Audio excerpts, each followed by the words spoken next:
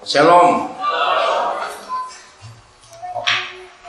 Mari kita buka kitab Amsal. Kita lihat ayat ini. Amsal pasal yang ke-15. Kita lihat ayat yang ke-29. Amsal pasal yang ke-15 ayat yang ke-29. Kita lihat. Yahweh itu jauh daripada orang fasik, tetapi doa orang benar didengar. Saya percaya kita semua tidak suka kalau Bapa kita di surga itu jauh dari kita. Betul enggak? Semua kita rindu dia dekat dengan kita, kita pun dekat dengan dia. Tapi mengapa Tuhan kita bisa jauh dari kita? Karena ada kata fasik dalam hidup ini. Apa itu kata fasik? Kata fasik itu artinya orang yang jahat, bukan dalam kelakuan, tapi dalam sikap. Ada orang kelakuannya itu kasarnya luar biasa, tapi belum tentu sikapnya itu kasar. Bisa bedakan enggak? Ada orang yang kelihatannya garang sekali, ada orang kelihatannya pemarah, tapi sikapnya itu tidak. Saya percaya kita pernah menemukan dalam pergaulan kehidupan kita orang-orang yang seperti itu. Nah, orang fasik ini secara kelakuan dia tidak kelihatan kalau dia jahat, tapi dalam hatinya atau sikap hatinya itu sangat jahat. Nah, justru orang ini yang lebih berbahaya daripada orang yang kelakuannya jahat. Memang kelihatan dia jahat, betul tidak? Nah, Tuhan gampang berurusan dengan orang yang memang jahat, karena memang langsung nampak kejahatannya itu.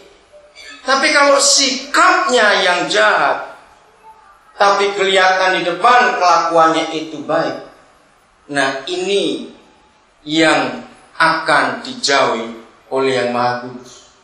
Saudara, hidup ini sangat bisa kita tutupi dengan semua hal yang kita buat di depan kita. Betul? Orang bisa tidak tahu dan pasti tidak tahu apa yang kita sembunyikan dalam hati kita. Maka itu bisa terjadi banyak kekacauan, banyak kesalahan, banyak masalah dalam kehidupan kita, baik dengan diri kita sendiri, baik dalam pergaulan kita, dalam keluarga, dan lain-lain. Dan sumber masalahnya karena ada sesuatu yang kita simpan dalam hati ini. Tapi puji Tuhan, kalau orang benar, dia dekat. Puji Tuhan, kalau orang benar, dia mendengar yang dikatakan. Kita percaya bahwa Tuhan itu Maha tahu, betul? Dia Maha tahu dalam hidup ini. Tapi dia bisa tidak tahu kalau kita menutupi sesuatu dalam hidup kita. Itu sebabnya kefasikan ini harus kita jauhkan dari hidup kita. Dan yang bisa menjauhkan kefasikan itu bukan Tuhan. Kita tidak bisa minta kepada Tuhan untuk hal apa saja dalam hati kita. Jadi bukan hal apa saja dalam hidup kita, tapi dalam hati kita. Bedakan ini. Kita tidak bisa minta kepada Tuhan untuk hal apa saja dalam hati kita supaya dia merubah kita. Itu nggak bisa. Perubahan proses hati itu sangat ditentukan oleh diri kita sendiri, mau berubah atau tidak. Catat saja ayatnya bagi saudara yang ingin membuktikan ini. Salah satu contoh dalam Ibrani pasal yang ke-12 ayat yang ke-14. Dalam ayat itu Tuhan ingin supaya kita ini berdamai dengan siapa saja atau semua orang.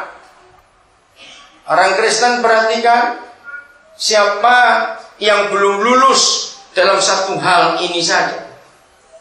Kita nggak usah bicara hal yang lain. Berdamai dengan semua orang atau siapa saja. Nah, perhatikan kata pertama pada ayat itu. Yang sudah buka Alkitab, saudara ketemu kata apa? Silakan baca. Berusahalah. Nah, kalau ada perintah berusahalah, itu Tuhan atau orang itu yang berbuat? Orang itu. Jadi sikap hati kita untuk benar ataupun tidak, itu tidak bisa tergantung Tuhan. Jadi kita nggak bisa doa gini, Tuhan cabut rasa dendam dalam hatiku terhadap orang itu. Doa itu nggak akan didengar oleh Tuhan.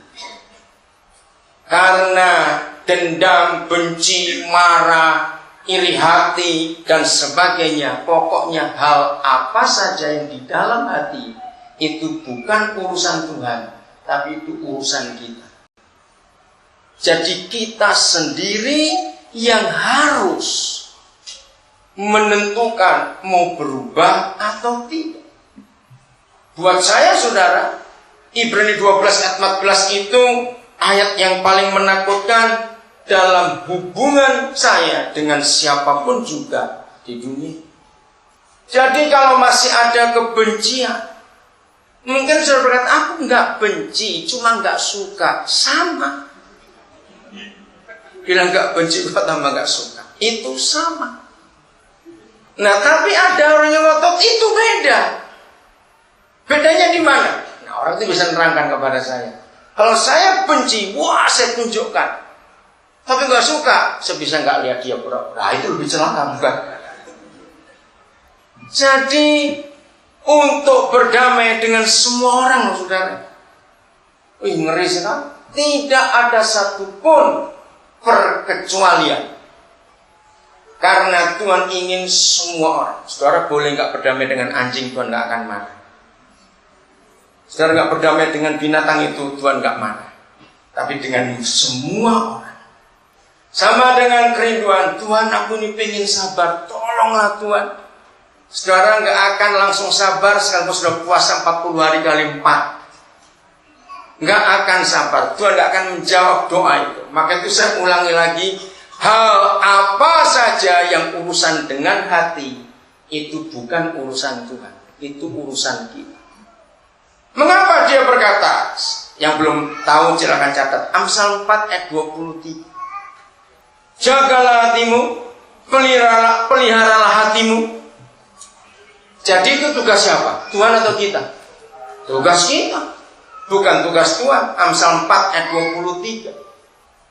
Jadi segala sesuatu yang urusan dengan hati, saudara, itu bukan urusan Tuhan, itu urusan kita. Mau nggak kita berubah? Jadi kalau Tuhan mendengar ada anaknya yang berdoa, Tuhan tolong aku Tuhan, aku pengen sabar betul Tuhan, aku sudah capek hidup gak sabaran begini. Cabut Tuhan gak sabar ini. Tuhan cuma senyum. Dan kalau dia saudara paksa untuk menjawab doa saudara supaya dicabut kesabaran itu, maka jam berikutnya, nggak tunggu besok, jam berikutnya akan dikirim 3-4 orang yang buat saudara marah. Pasti begitu cara Tuhan. Karena untuk menghilangkan kesabaran, itu bukan dicabut rasa tidak sabar, tapi langsung diuji dan dibuktikan. Dikirimlah orang-orang menjengkelkan kita. Jadi kalau saudara pernah tiba-tiba nggak pernah mimpi, apalagi mikir, ketemu orang yang menjengkelkan saudara, tiba-tiba nongol, nah itu Tuhan. Itu Tuhan. Kalau saudara bisa langsung peluk orang itu, luar biasa. Habis saudara peluk, ajak makan. Cari restoran yang paling mahal. Maka saudara menang. Ngerti sekarang? Maka itu apa saja yang dalam hati kita, itu bukan urusan Tuhan, tapi itu urusan kita. Berusahalah hidup damai dengan semua orang, gak cuma 1-2 orang. Jagalah hatimu, peliharalah hatimu lebih daripada segala hal. Dan semua firman yang bicara tentang hati, itu sangat tergantung dengan kita, tidak tergantung dengan Tuhan.